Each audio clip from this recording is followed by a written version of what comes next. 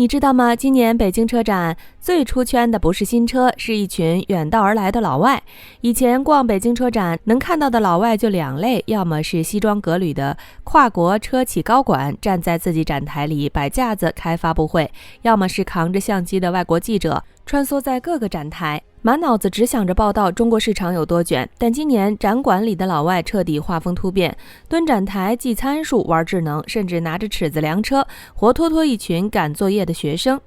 大家好，欢迎来到星球热点，国家大事从不缺席，舆论场中抽丝剥茧，聚焦独家中国资讯。点赞订阅加小铃铛，带你用不一样的视角读懂中国故事。根据官方数据显示，本届北京车展的头2天，光奇瑞、吉利、长安领跑这几家车企的展台就涌入了6000名外国经销商和媒体人，英语、阿拉伯语、西班牙语在展馆里此起彼伏，热闹得像个国际大集。就连伊拉克籍明星记者方浩明逛展时都忍不住惊叹，差点以为自己出国了。可能有人不认识方浩明，小编给大家科普一下，他2000年出生在伊拉克，为了躲避战火辗转到叙利亚，2011年定居中国，2022年成为中阿卫视驻华记者，算是看着中国汽车崛起的见证者。4月24日车展首日，记者在E1馆偶遇他直言，现在走到哪里都能看到中国品牌的身影，北京车展早就成了面向世界的窗口。一句曾经我们学世界，如今世界看东方，直接说到了中国人的心坎里。4月25日，他还和长城汽车魏建军一起直播，字里行间全是对中国汽车的认可。今年来北京车展的老外再也不是走马观花混眼熟，而是分好了门派，每一群都有明确的任务。第一门派是技术取经派，代表选手就是日本车企的技术员，在比亚迪展台直接蹲点打卡，手里攥着一叠打印好的参数，对着展车一行一行对照研究，眼神专注的不行，可不是来凑热闹的。说出来可能有人不信，10几年前是我们的工程师蹲在海外车展，拿着尺子量国外车的雨刮器，车窗尺寸超人家的技术参数。现在风水轮流转，轮到老外拿着本子记我们的参数，甚至等不及买回车拆解，直接在车展现场量尺寸。有位国内车企的研发工程师感慨，早上遇到几个日本人正拿着尺子量车的细节，这种反转谁看了不感慨一句，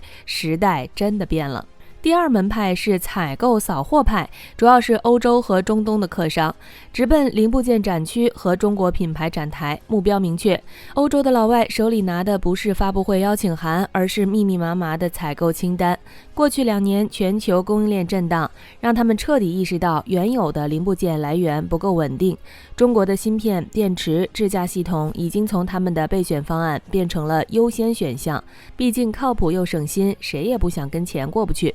中东的经销商则更直接，扎堆在比亚迪、奇瑞、吉利的展台前，停留时间动辄半小时以上，不看花哨的噱头，只问实在的，配置怎么样，交期多少，合作条件是什么。要知道，中东市场以前长期被日系品牌垄断，5年前的北京车展，你根本看不到中东经销商围着中国品牌转的画面，现在这场景就是中国汽车实力最好的证明。第三门派是好奇打卡派，以外国媒体和普通观展者为主，主打一个沉浸式体验，玩的比年轻人还投入。在问界 M9 展台，有老外坐在副驾驶，用英语跟智能体小易聊天，小易全程流畅回应，他还对着屏幕上会动的卡通猫好奇不已，研究半天舍不得走。另一辆问界 M9 的后排，32英寸幕布一降，几个老外轮流拍照，玩得不亦乐乎。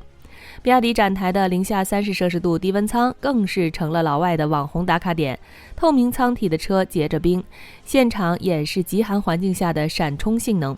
，5分钟补能，9分钟接近满电，不少老外站在旁边直呼 It's crazy。 销售人员说，这个设施尤其受北欧人关注，北欧新能源车占比高，但冬季严寒，他们迫切想知道中国车能不能扛住极寒考验，这个低温舱刚好给了他们答案。还有展馆里的机器狗和人形机器人闪电也成了老外的新宠。一位外籍女士弯着腰对着机器狗喊 Sit， 机器狗乖乖坐下，他的伙伴赶紧拍视频留念。刚在人形机器人半程马拉松夺冠的闪电现场散步，更是引得老外纷纷举手机拍照，眼里的新奇藏都藏不住。除了这些，外国媒体的报道角度也彻底变了。以前他们来北京车展写的都是中国市场有多卷，外资品牌压力多大。今年话锋一转，全是中国技术领先到什么程度，哪些中国方案值得全球复制。蹲在中国品牌展台前拍的不是噱头，全是技术细节，这转变比新车还让人惊喜。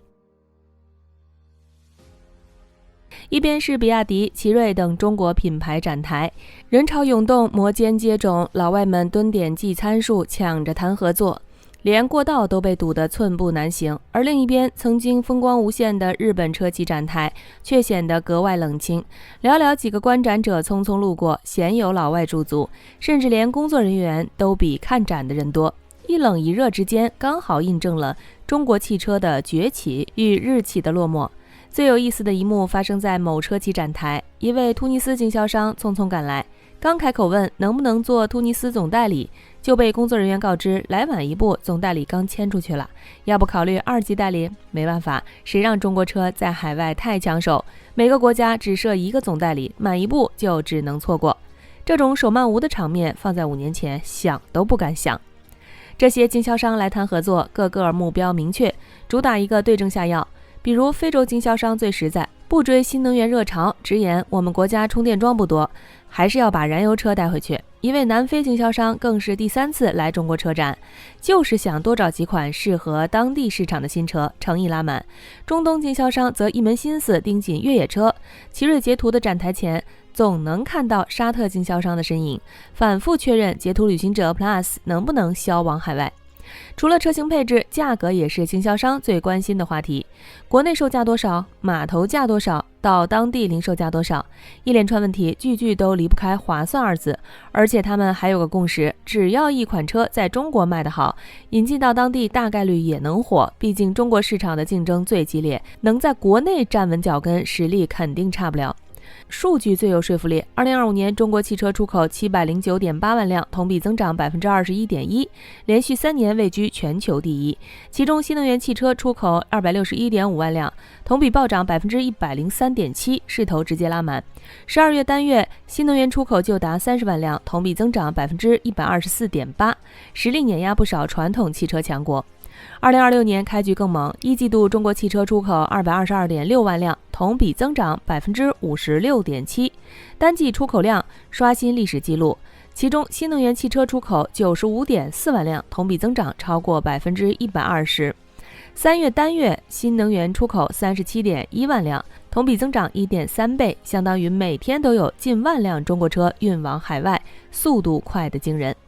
具体到车企，堪称神仙打架，各有各的拿手绝活。奇瑞堪称出海老将，2025年出口134.4万辆，同比增长17.4%，占全国总出口量的18.9%，蝉联出口冠军。海外营收更是达到1574.2亿元，占总营收的52.4%，成了少有的海外业务超过国内的车企。2026年奇瑞剑指320万辆总销量，海外销量目标预计在150万至160万辆之间，还计划在2026年春季携车型进入法国市场，进一步开拓欧洲市场。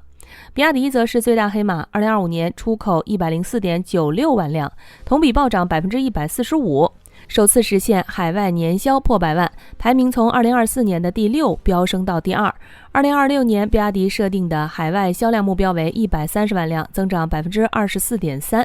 一季度海外累计销量达319751辆，占总销量近46%。海外市场已从增量补充升级为业绩增长的核心支柱。其他车企也不甘示弱，吉利2025年海外销量达42万辆，2026年目标64万辆，同比增长超50%。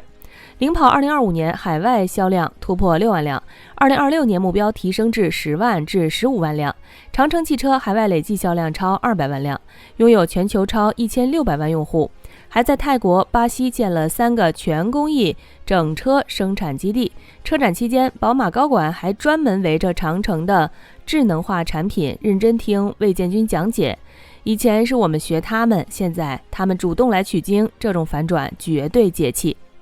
从北京车展上老外蹲点学技术抢代理，到海外销量连续3年全球第一，中国汽车用10几年的时间完成了从抄作业到被抄作业，从追着跑到领着跑的逆袭。以前是老外来告诉我们什么是好车，现在是我们告诉世界下一代汽车该是什么样子。这份底气从来不是凭空来的，是每一份技术突破，每一次品质提升，一点点攒起来的。